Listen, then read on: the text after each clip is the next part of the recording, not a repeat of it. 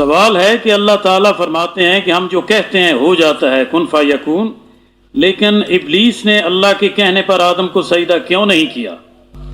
وہ اگر دیکھو نا، خدا ساری باتیں تو نہیں سب کو بتاتا، تو دراصل ابلیس کا جو کچھ کرنا تھا وہ بھی کن فیکون کے تحت تھا۔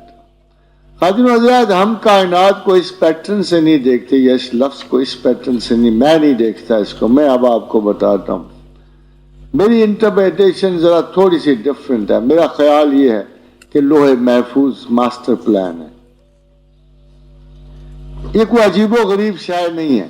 میں دیکھتا ہوں کہ ہم ایک بستی بنانا چاہتے ہیں، اس بستی سے پہلے اس کا نقشہ تیار کرتے ہیں، اس کے سورسز دیکھتے ہیں، اس میں کتنے بندے بسنے ہیں، ان کو کتنا پانی چاہیے، کتنی گیس چاہیے، بجلی چاہیے۔ اگر ہم عام چھوٹے سے انسان ایک چھوٹی سی کمیونٹی بسانے کے لیے اتنے سارے پلانز بناتے ہیں، پھر ہم ایک ماسٹر پلان بنا کے کہتے ہیں go ahead start working on this plan, تو پروردگار عالم نے جب ایک ماسٹر پلان بنائی، کائنات، زندگی کیسے اس کو اجاگر کرنا ہے، اس کو سارے کا سارا انسان کتنے آنے ہیں، کتنا رزق اس میں رکھنا ہے، کتنا پانی رکھنا ہے، کتنے قحط دینے ہیں، کیونکہ یہ جبر و قدر کی دنیا ہے، آزمائشوں کی دنیا تھی، تو اس نے ایک پورا ماسٹر پلان بنا کے اسے لوح محفوظ کہا۔ لوح محفوظ میں کیا کچھ نہیں لکھا ہوتا، اس کا ایک چھوٹی سی جھلک قرآن حکیم میں اللہ نے اس لفظ سے دی ہے، اس آیت سے دی ہے کہ ما من دابۃ فی الارض، ما من دابۃ فی الارض الا علی اللہ رزقها، کہ زمین پر ایسا کوئی جانور نہیں جس کا رزق اللہ پر ہے۔ یعنی لوح محفوظ میں سب سے زیادہ بندوں کے رزق کی فکر کی گئی، ان کو گنا گیا، جابز بنائے گئے، پروفیشنز کریٹ کیے گئے۔ یعنی اگر آپ اس 50 سال کے پروفیشن دیکھو اور لاسٹ 50 سال کے پروفیشن دیکھو تو آپ حیران ہو جاؤ گے کہ کوئی مماثلت نہیں ہے۔ لوگ پہلے کن ذرائع سے کماتے تھے اور اب کن ذرائع سے کماتے ہیں۔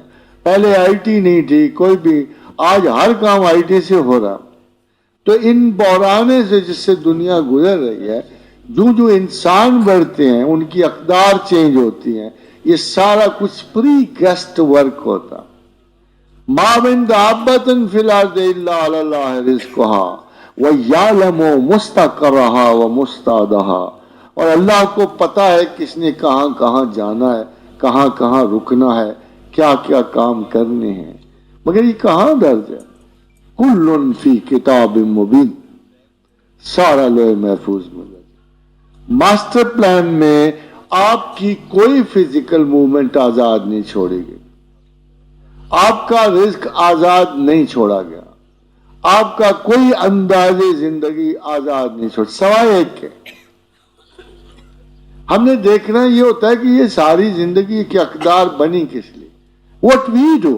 اگر ہم حرکت کریں تو کیوں کر رہے ہیں، ہم اگر کوئی کوشش کریں تو کیوں کر رہے ہیں۔ اس کا قطعاً مطلب جبریت نہیں ہے، اس کا مطلب یہ ہے کہ آپ کو فیصلہ کرنا ہوتا ہے کہ میرے ذمے کیا کام ہے اور اللہ کے ذمے کیا کام ہے۔ اللہ کے ذمے وہ کام ہے، رزق ہے، زندگی ہے، بچے ہیں، عزت ہے، توہین ہے، مراتب زندگی ہیں۔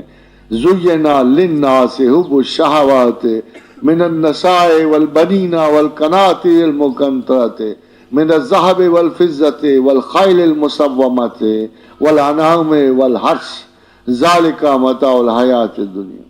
یہ سارا کچھ دینے کے بعد آپ کو اللہ نے کہا اے انسان، اے خلیفۃ اللہ فی الارض، یہ تیرا پروٹوکول ہے۔ You are born with a dignity, you are born within parents because you cannot survive alone. تم واحد ایسے بچے ہو، تم جانور کے بچے نہیں ہو، تم اسپیشل کریشن ہو، تم انسان کے، آدم کی اولاد ہو، تم اپنے ماں باپ کے بغیر نہیں زندہ رہ سکتے۔ ماں باپ کو پہلے دیا گیا، گھر عطا کیے گئے، پروٹیکشن ساری دے گئے۔ باپ کی جائے اس میں کچھ ایکسیپشن ضرور ہوتی ہیں، मगर एक्सेप्शन जनरल लॉ नहीं होता। जनरल लॉ यही है जो अल्लाह ने दिया हुआ। फिर इसके बाद उसने कहा कि देखो इंसानों, ये तमाम सहूलतें मैंने तुम्हें सिर्फ एक काम के लिए दी हैं। इन्ना हदैना उस सबीला इम्मा शाकिरम व इम्मा कफूरा, चाहो तो मुझे मानो, चाहो तो मुझे मेरा इनकार कर दो। खातिन हजरात, ये तमाम असबाब जो बनाए गए, वेल मेजर्ड, वेल प्रोटेक्टेड, और लोहे महफूज इसके सिवा कुछ नहीं थी कि जब ड्राफ्टिंग हो चुकी, नक्शा बन गया, अल्लाह ने इरादा किया, कहा कुन फयकून। तो कुन फयकून से मुराद किसी कायनात का अचानक वजूद में नहीं आना है, बल्कि मास्टर प्लान का इजरा हो जाना।